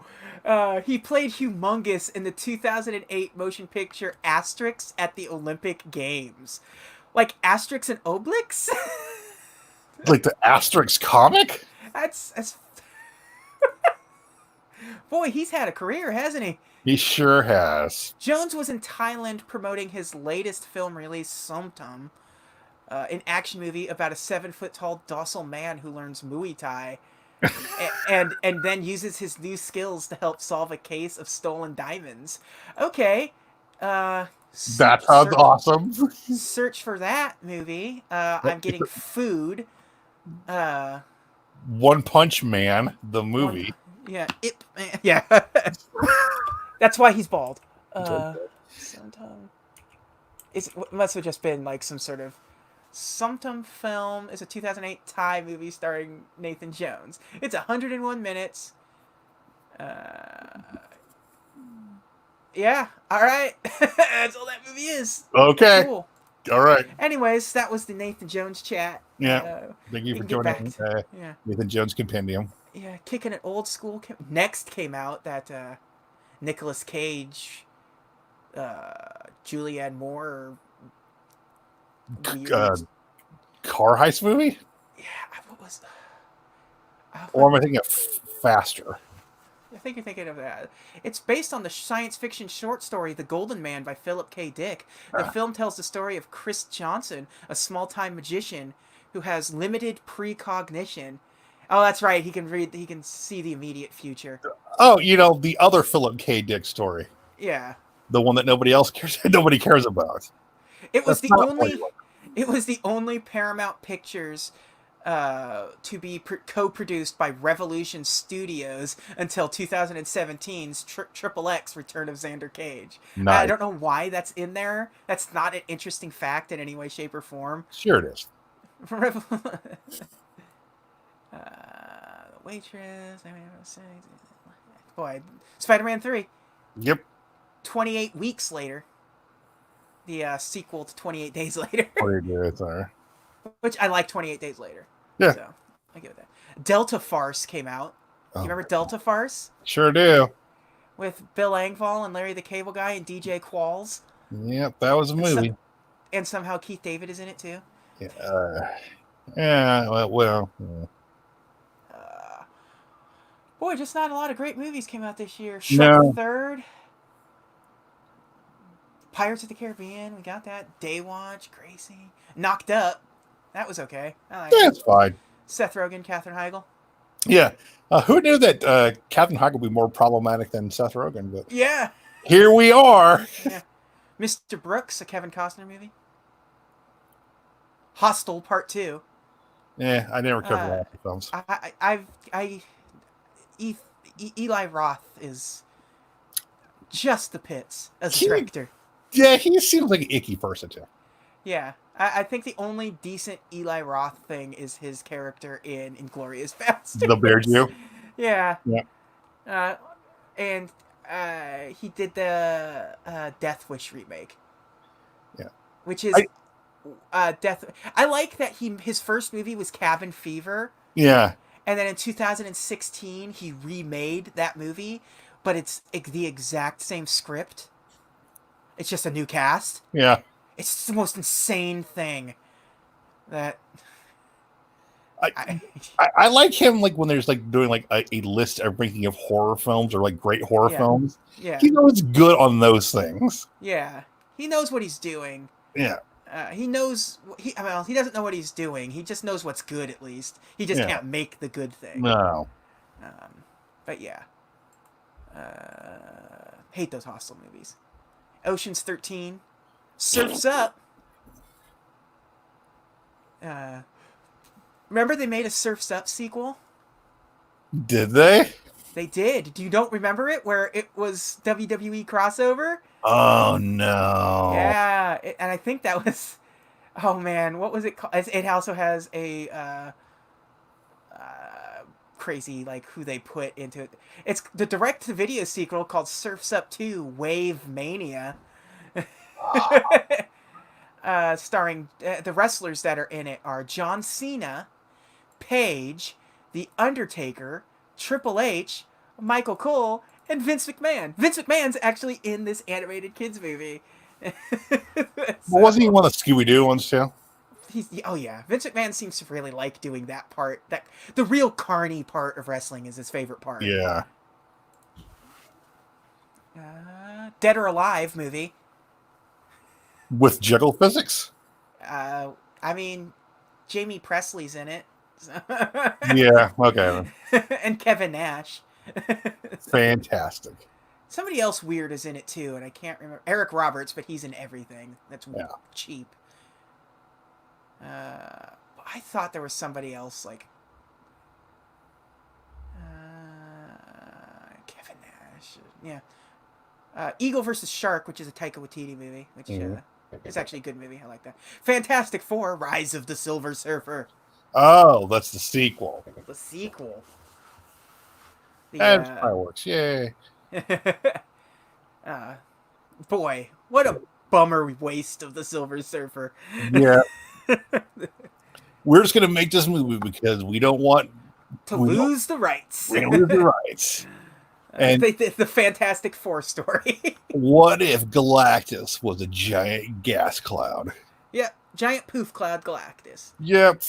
And there also Jessica Alba is blonde hair, blue eyed now. Yes. The Hispanic Jessica Alba. Yeah. Evan Almighty, the Bruce Almighty sequel. I like Steve Carell, but yeah. Live Free or Die Hard. Yeah, that movie sucks. It's terrible. Yeah, it sucks. Ratatouille, Sicko, License to Wed, Transformers, Clubland, Rescue. Boy, just. Whew. Hairspray. My wife likes Hairspray. I now pronounce you Chuck and Larry. Oh, God. Yeah. God. I know Who Killed Me, which is a movie I absolutely watched because I'm a sucker for that kind of like garbage, weird horror stuff. And whew. The The Simpsons movie. Who's Your Caddy? Uh, Jesus. that that was a weird one. I remember that. The Bourne Ultimatum. I like those Bourne movies. I don't care. Is that the one with Jeremy Renner? No, that would be The Bourne Legacy. Okay. Bratz, the movie. Oh, good lord. Hot Rod. Hot That's Rod's a very good movie. that's the one with Andy. Andy Samberg Andy as Samberg. the stunt driver. Yeah. Yeah, that's a good movie. I think people are turning around on it finally and starting to discover that, you know what, Hot Rod is actually pretty good. Unlike Underdog, starring Jason Lee and Peter Dinklage. Oh God, that's right. It's Remember like, Underdog? yeah, I was like, wasn't Jason Lee like just kind of like getting roped into this crap? Like, Yeah. yeah. Rush Hour 3, Skinwalkers, Stardust. Starring Claire Danes and Michelle Pfeiffer and Cody Rhodes. I don't Cody. remember. No. High School Musical 2. Which some say is the best of the High School Musicals. I wouldn't know. I've I actually never wouldn't seen either, any of but them. that's the word on the street. Super Bad. Remember Super Bad? How that was one of the biggest movies of the year. Uh, Like everyone was talking about Super Bad. McLovin or yeah, whatever. that was Yeah. the thing. And then got run to the ground. Yeah. Mr. Bean's Holiday. Uh, Resurrecting the Champ. Oh yeah, that one. September Dawn. War. War was cool. That was Jet Li and Jason Statham. Okay. I just bought a 6-pack at Walmart. That's it's a 6-pack of Jason Statham movies, and it's like Crank 1, on Crank 2, on two Blu-rays, and it comes with digital copies of everything. Yeah. Yeah, Crank 2, Transporter 3, War, the bank heist, and I can't remember what the other one is, but like, that's a fun set. I have this weird, like, every time I watch a Jason Statham movie, I just like, in the back of my mind, I'm like, yeah, my mom's got the hots for Jason Statham. Ah. Yeah. Oh, Balls of Fury came out this year too. Oh, good lord. Halloween, the Rob Zombie remake. Zombie one. That's a terrible movie. Yeah. Rob Zombie has this thing where he likes to make the main characters of his movie look like him. Yeah. And Michael Myers is not. No, it cannot escape that either. Nope. It's not a good. No, it's a terrible. The sequel is worse. Halloween 2, Rob Zombie's Halloween 2 is somehow I've never seen that worse. one. The first Like, one was enough. yeah. Ugh. 310 to Yuma. Heck yeah, that's an underrated movie, man. It is. James Mangold directed that. Yeah, To do Russell World War- Crowe and Christian Bale. Christian Bale, It's Peter a Fonda. remake. Yeah, Peter it's a Fonda remake. and another. Yeah, it's a remake of a. Yeah. Yeah. Both are good. The Yeah, original it's 310 and it's this a one's good. really good movie. The Brothers Solomon, which was not good. Shoot 'Em Up with Clive Owen Yeah, yeah. and Paul Giamatti. Across the Universe, that weird Beatles themed love story. It's fine. Yeah. It's just fine. It was a big movie. It's not anymore. Bono was the worst part of it. Yeah. Oh man. D-War came out this year. Which what did? D-War. D-War. Dragon Wars is Uh. no. Oh man, Dragon Wars. That movie was bonkers. I think not Mystery Science. Rift Tracks did a thing for that one too. Eastern Promises, that's all right. Mr. Woodcock, not all right. The Assassination of Jesse James by the coward Robert Ford. That was an alright movie. I really, really like that movie. That's a personal, on this list so far, it's a personal favorite of mine. I really like that. Brad Pitt and who else? Casey Affleck. Casey Affleck. Yeah. Yeah, Sam Shepard. Somebody, Jeremy Renner's in it. Mm. Zoe Deschanel is in it. For real this time. Yeah. And it's got Sam Rockwell in it, which I'm always happy to see Sam Rockwell in something. He's fun. I like Sam Rockwell. Good Luck, Chuck. Dane Cook movie. Ugh. Into the Wild, that Sean Penn movie based on the guy that was incredibly stupid and went into the wilderness by himself and died by eating poisonous berries. Fun. Yeah, good times. Resident Evil Extinction. I have seen every single Resident Evil movie. AMA.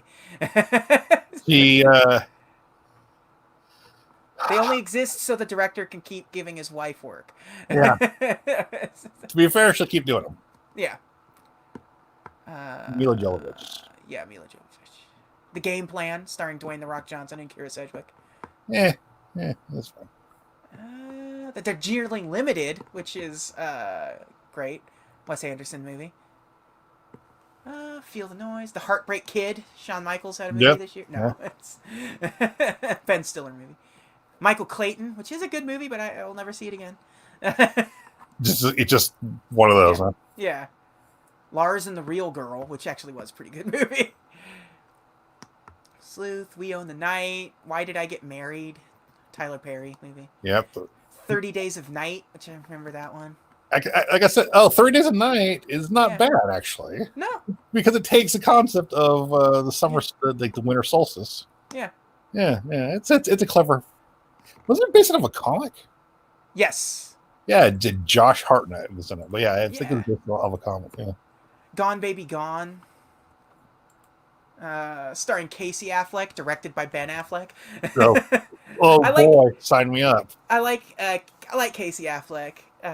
He's a better actor than his brother, but I think he's better actor than his brother, and he's just sort of like close enough to. He's the best when he's just playing a guy. Yeah. He's really good at just being a dude. I like that movie Manchester by the or whatever the hell. What was that, Manchester by the Sea or something? I think it was his. I'll tell you my favorite Casey Affleck thing is that Dunkin' Donuts SNL thing. Yeah. That is my favorite Casey Affleck thing. Yeah. The Nightmare Before Christmas 3D re-release. Remember I forgot about that animated 10 Commandments movie. What? Starring Christian Slater and Alfred Molina and Elliot Gould. What the hell? Yeah. Was it like, hey, you're a Prince of Egypt for like 20 years ago? Well, guess what? Yeah. I remember that in theaters. Man, that was crazy. Before the Devil Knows You're Dead, Sidney Lumet movie starring Philip Seymour Hoffman and Ethan Hawke. Dan in Real Life, when Steve Carell started doing... I'm going to start doing serious stuff. Yeah. Saw 4. American Gangster, which is a good movie. I like it. Yes, it is. B-Movie. B-Movie came out in 2007 this year. Jerry Seinfeld's And now it's a meme. Now it's a meme. Fred Claus came out this year. Jesus. The Vince Vaughn, Paul Giamatti's Christmas movie. I'm positive I've seen Fred Claus. Me too. No Country for Old Men. There it is. That's a great film. Yep. Yes, it is. Very much. Southland Tales came out this year. That's also a pretty good movie. Beowulf. Oh, man. Do you remember that Beowulf? The Uncanny Valley Beowulf? The Robert Zemeckis. Was it? Yeah. Right? Yeah. Robert Zemeckis movie where it's CG, but it's like hyper-realistic Angelina Jolie, kind of. Yeah. Who else is in it? John Malkovich is in it. Anthony Hopkins is in it. Ray Winstone is in it. Oh, man. That movie was miserable. Mr. Megorium's Wonder Emporium. But like one of the last Heath Ledger things? No, that was a different movie. They just have similar titles. This is the Dustin Hoffman movie. I think of the Imaginary of Dr. Parnassus. Yeah. Enchanted. Was that the last thing Dustin Hoffman did? You don't have to look it up, but it's fine. But no, too late. It's too late. Now I'm looking up Dustin Hoffman's filmography. What was Dustin Hoffman's first movie? The Tiger Makes Out. Okay. And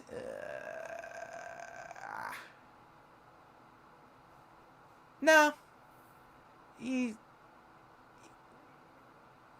this TV? Yeah, that's TV. Okay. No, he did a lot after that. Okay. Kung Fu Panda and all of them. Oh. He's Master Shifu in Kung Fu Panda. Okay. Tale of Despero. Is Dustin Hoffman's best work still Hook? Yes. Okay. Just confirming. Yeah, just confirming. I'm trying to think of. I was trying to think of a funny follow up to that with like Wag the dog being. Yeah, isn't he one of those problematic guys as well. Is he? I don't know. I haven't heard. I think he stuff came. I'm not. I can't say for sure, but Oh. I remember reading that he might be a problematic guy. Oh no, there's his second best movie, Dick Tracy, where he was Mumbles. That's right. He was mumble. And fine. Okay, Rain Man's okay. Rain Man's The Graduate's okay. Yeah. Tootsie, yeah, Tootsie's fine. And, Kramer versus Kramer, okay. And then Marathon Man, good. I'll give what's the other one he did? Little Big Man.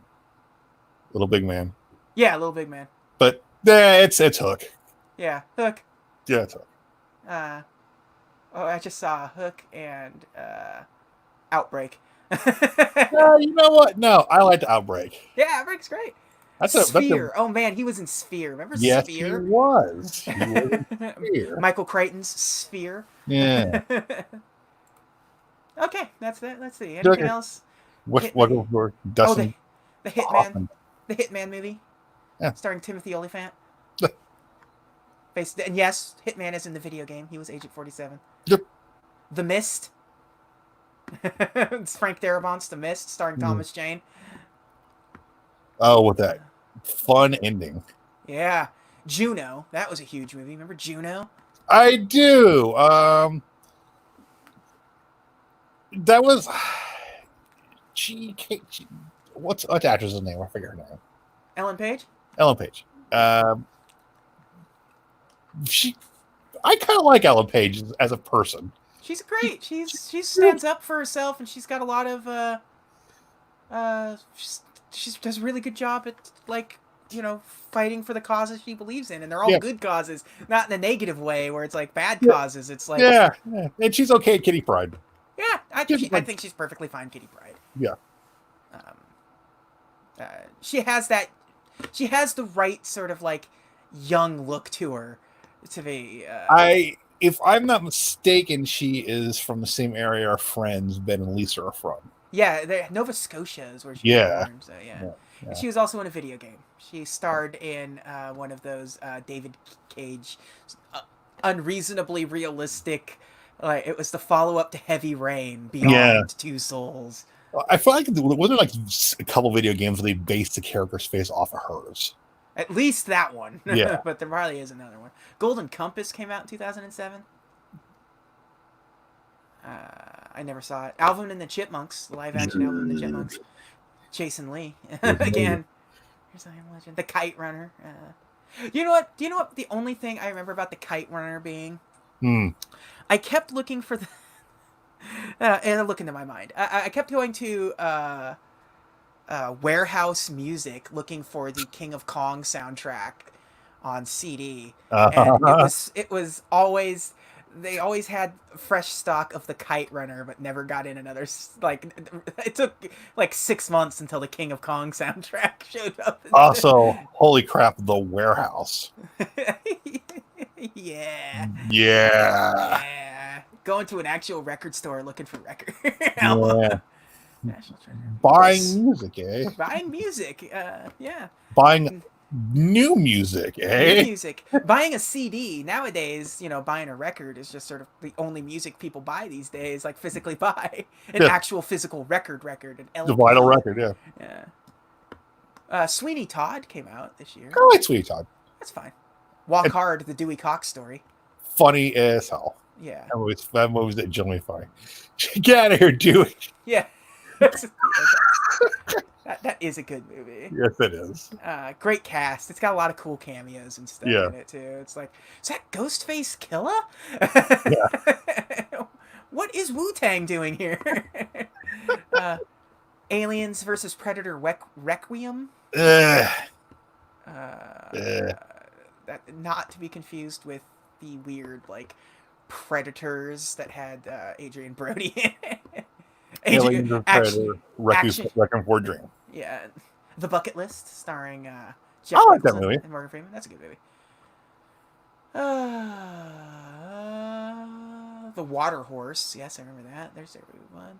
And so that's it. There Would Be Blood being the biggest movie to wrap out the year with, unless you count the movie The Orphanage, which I've never heard of until now. But it's I'm not everyone's got a non-Anglo name, so I'm assuming it played at a theater I wouldn't have gone to.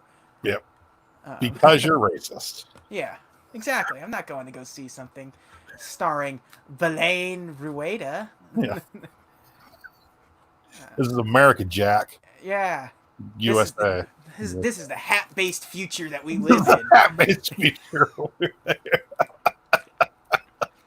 I will Uh, damn if I give up my white privilege, Dan. uh, as always, this has been a good episode. I think Yeah. we had fun on this one. I liked this movie. Yeah, I'll it's watch. I actually would probably watch this again. Like I said, I might buy it. Try to see if I can go to the half price books and find it the 3D version. it's I always want to more listen. I fun. want to listen to. I want to listen to that commentary track. It's always more fun when we actually like the movie. Yeah, It's sometimes it's fun when we hate it, but it's I think it was. I think it was more fun when we hated the movies in the '40s because it's so far removed from us, and you're still sort of like. Because the bad movies and most recent bad movies are just bad, cheap, zero effort movies. Like at yeah. least then, the bad movies in the '40s like have a history and a story behind them, and Walt Disney was still alive and involved in some way or You're like, another. how does this get made? But now these ones just like the newer bad ones, Yeah. like Like you understood the bad ones from the old ones because the war was going on, or Yeah. there was no money and stuff. This is Disney. This is Disney in 2007. yeah, So it should be good. You have Yeah. no excuse for it not to be good. You've been And- having your asses kicked by like DreamWorks in recent Yep. time, and Pixar has proven that they're better at doing what you do. just let them do it. So let's let them do it. So Yeah, but it's nice to see that Disney around here sort of the fire gets lit under them. Eisner's gone and Iger is taken over and Lasseter has taken over this animation studio and things change dramatically Yep. going forward. They're still not all in on CG yet. Like this movie, like Chicken Little, this movie, and Bolt are all CG. And then Princess and the Frog is standard animation.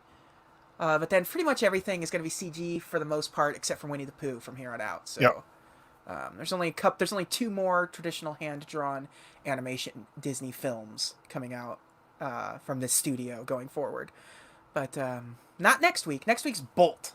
which I've never seen, but my son liked it, so I'll watch it. Yeah. So yeah, that'll be fun. The list is under construction. I've asked Nick to help me out on that. I will do as soon as I log off. Yeah, I will email it to you tonight sometime after I dust off the thumb drive. I have to find it again, but I found it and I was like, I have to listen back to previous episodes. I don't like hearing my own voice. Yeah, likewise. So I used to do radio, so yeah.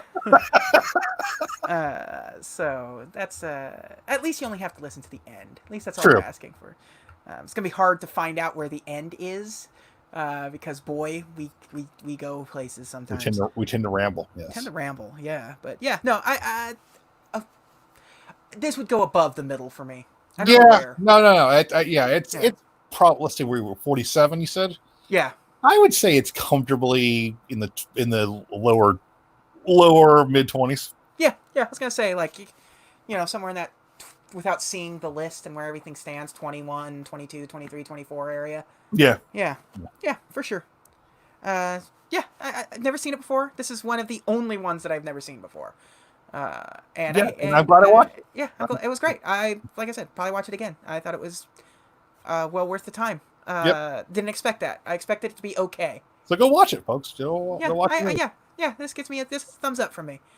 A 7. I mean, if you're gonna scale it or something, like Sure. That's about 7, right. 7.5. Like it's good. It's not setting any, the world on fire. It's not setting the tone for anything. Because Ratatouille came out this year. It's still a Yep. better movie than this, but this is still a really good movie. It's got a lot of heart to it, and I Yep. like that. I like that it had heart. I It's- like that it. a I like that coherent it didn't storyline. try. Yeah, it didn't try to be a comedy. It didn't try to be a kids movie. It was a very standard Disney fare, but they did it really well. It had heart to it. It had some, not necessarily scary, but like, you know what I mean when I say scary, like Yeah. real world getting involved with some of the stuff and handling it well. And like I said, I really like the villain in this movie. It was Me a too. fun villain. Yeah, it's good. It's good. It's a sympathetic villain. Yeah. uh, and they made him just so over the top that it made him, even when he was like his villain, even when he was doing his villainous schemes, he was never threatening. Like it really was like an old cartoon style villain. It's like he's like like the Shredder, where it's like he's definitely gonna get thwarted easily Yeah. by the, but he's putting an effort into it, and he feels the resolve, but he just can't pull through on. He's also kind of a dope. Yeah, but he's also a dope, so he's not going to be dining on turtle soup. No. But yeah, great. So Bolt next week, everyone. Thank you for joining us, and hey, have a magical day and be safe. Wear your masks. Wash your Wash your hands. Wear a mask. You're not. What are you? You think you're better than Spider-Man? No, you're not. Put Wear your a mask mask. on. Put your mask on. Yeah, mask. All right. Thank you. Have a magical day. Bye.